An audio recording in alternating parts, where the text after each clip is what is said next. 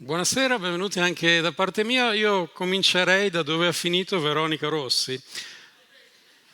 Nel senso che a me sarebbe piaciuto moltissimo trovare nella mia vita una donna che fingesse l'orgasmo con me.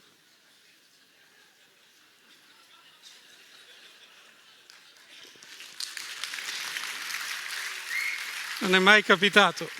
Ma nei miei 57 anni ricordo che una volta è successo che una donna l'ho provata con me e alla fine le ho chiesto che cosa provasse in quel momento per le donne, che è molto particolare. Mi ha detto, è una cosa strana, mi ha detto, è come se tu non fossi con me.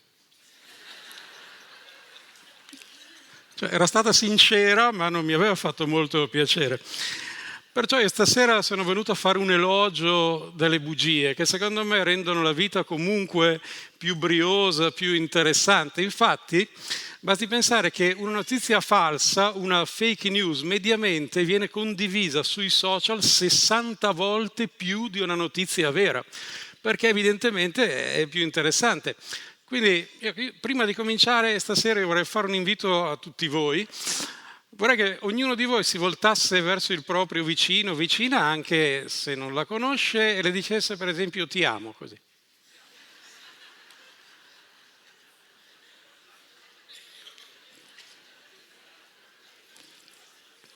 Che è una bugia anche per chi è in coppia quasi sempre.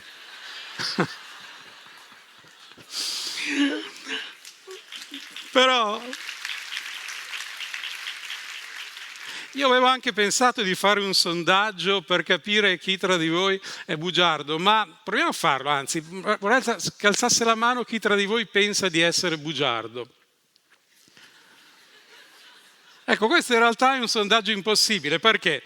Perché se uno non è bugiardo, giustamente non alza la mano, ma se uno è bugiardo, ugualmente non alza la mano in quanto bugiardo, e se la alza a quel punto non è più bugiardo, ma diventa sincero. Quindi ho perso 30 secondi del mio tempo per niente. E però vorrei anche dire che appunto le bugie rendono la vita più interessante, più briosa, e a dimostrazione di questo provate a pensare come sarebbe stata la vita. Chi è il campione considerato a tutti delle bugie? È Pinocchio, che normalmente viene visto come un esempio negativo, almeno per i bambini, ma provate a pensare come sarebbe stata più triste, più amara, più monotona la vita di Pinocchio se non avesse raccontato e poi anche creduto alle bugie che gli venivano raccontate. Cosa avrebbe fatto in un mondo senza bugie? Allora Geppetto gli compra l'abecedario vendendo la sua giacca, lui va a scuola subito il primo giorno dopo essere nato, che è anche insomma, un po' eccessivo.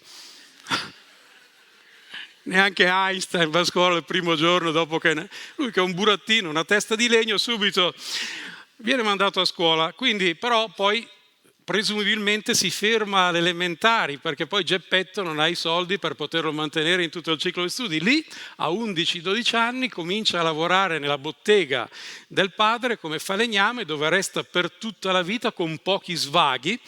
Per esempio magari conosce una ragazza in una festa di paese che lo accetta, non nel senso che gli dà dei colpi di... Lo accetta per quello che è, i due si sposano presumibilmente senza avere figli, perché immagino che Pinocchio, anche immaginando che avesse degli spermatozoi, questi spermatozoi non potessero avere la motilità necessaria, essendo di legno, per poter fecondare, e quindi muore a un certo punto con una vita molto monotona, consumato dai tarli. Tra l'altro senza neanche diventare bambino in carne ed ossa, perché non ha una evoluzione, perché lui è bravo fin dall'inizio e muore bravo, quindi non ha un'evoluzione che gli permette poi di diventare un bambino. Invece, raccontando e credendo anche alle bugie, Pinocchio fa una vita più interessante, perché rischia di essere bruciato da mangiafuoco, ma si salva. Poi conosce il gatto e la volpe che gli fanno credere una bugia meravigliosa, cioè che piantando qualche moneta sottoterra possa crescere un albero di monete, che è una cosa tra l'altro più credibile rispetto a quelle che a volte dice la mia banca. Comunque lui ci crede a questa bugia, e poi conosce la fata turchina con la quale secondo me lui pensa anche di poter avere un rapporto. Infatti nella versione di Monicelli la fata turchina è molto più grande di lui ed è Gina Lollobrigida, quindi una specie di MILF rispetto a Pinocchio. che lo tenta anche sentimentalmente, e poi cosa fa? Va a vivere, credendo a Lucignolo, nel paese dei balocchi, immaginando di poter vivere per sempre senza lavorare, che è una cosa altra meravigliosa.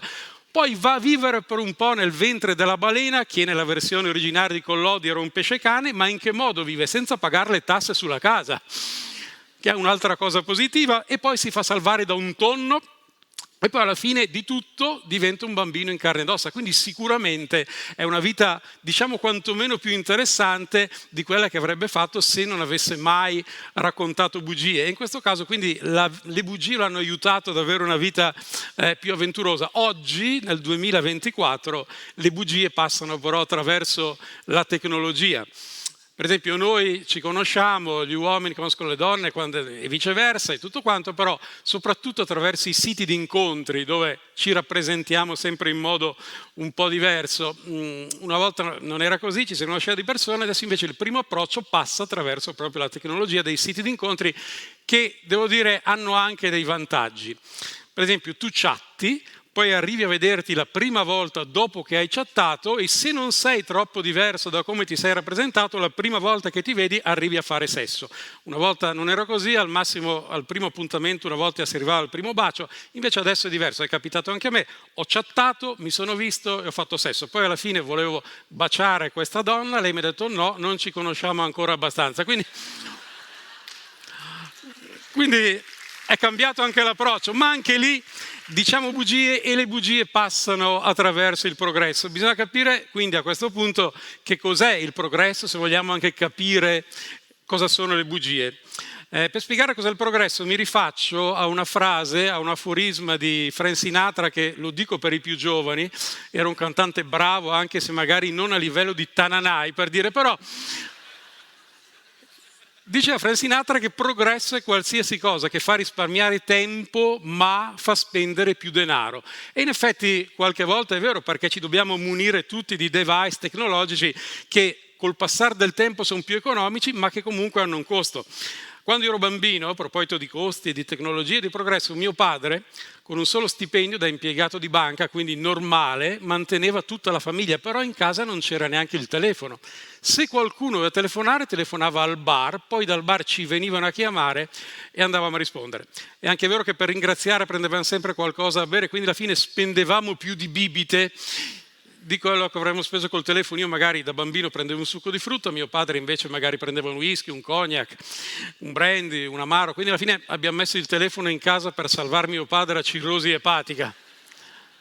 Poi abbiamo messo il telefono tutto per noi, quello grigio, in bachelite. Si poteva telefonare ovunque, ma allora stare attenti alle interurbane, quelle col prefisso che allora costavano molto. Infatti nel frattempo ero diventato adolescente e mia madre, per risparmiare, mi diceva: Leo, se vuoi fatti le canne ma non le interurbane. E poi sono arrivati questi che hanno cambiato totalmente gli smartphone, il nostro modo di vivere. Infatti ognuno di noi ce l'ha ormai. Cosa hanno cambiato? Hanno cambiato principalmente due cose. Il modo di comprare, perché non abbiamo più a confrontare i prezzi di un singolo articolo in tutti i negozi del paese, della città, ma con un click puoi vedere il prezzo di quell'oggetto in tutto il mondo. E poi hanno cambiato i rapporti sociali, però hanno anche diffuso molte più bugie, molte fake news. Ogni giorno noi vediamo migliaia di bugie sul telefono e a volte non le sappiamo interpretare, non le sappiamo capire. Perché?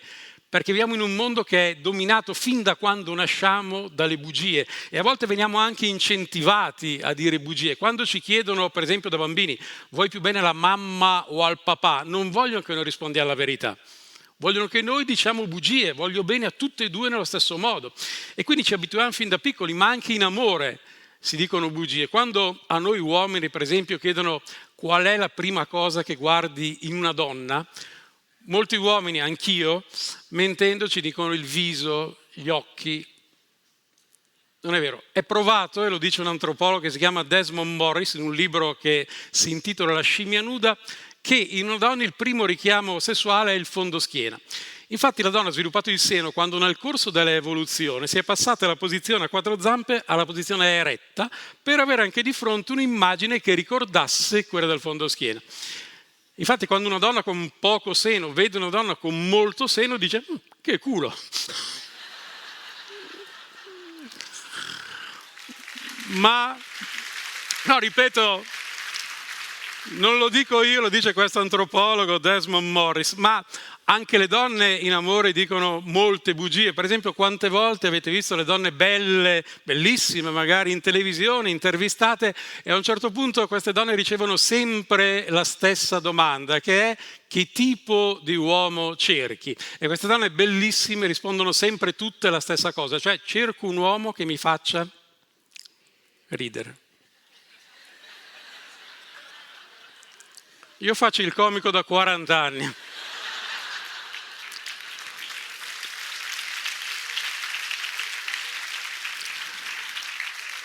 E con una così non ci sono mai stato, quindi anche quelle sono bugie, ma siamo talmente abituati alle bugie come se fossero cose vere, che ormai non sappiamo neanche più interpretare le fake news. Ma le bugie si diffondono, direi, al massimo, sempre attraverso questo, sempre attraverso lo smartphone, nella rappresentazione che ciascuno di noi fa sui social. È come se ognuno di noi avesse due vite: la vita vera, quella che quotidianamente portiamo avanti anche con difficoltà e anche con problemi, e poi la vita che ognuno di noi rappresenta sui social, che di solito è molto più figa, è molto più interessante, insomma, in poche parole, è molto più bella. Più o meno proverò a darvi un'idea di come funziona la nostra vita reale e poi di come la rappresentiamo invece sui social. Io mi chiamo Leonardo, sono nato nel 1967, ho 57 anni, una vita normale, ma quando sono sui social divento figoleo. Di anni ne ho 46 e una vita meravigliosa. Io, Leonardo, peso 85 kg, vado in palestra una volta al mese e con scarsi risultati. A volte non salgo neanche sul tapirulan. Vado in palestra, faccio la doccia, torno a casa, mangio le lasagne, vado a letto, mi sento una merda.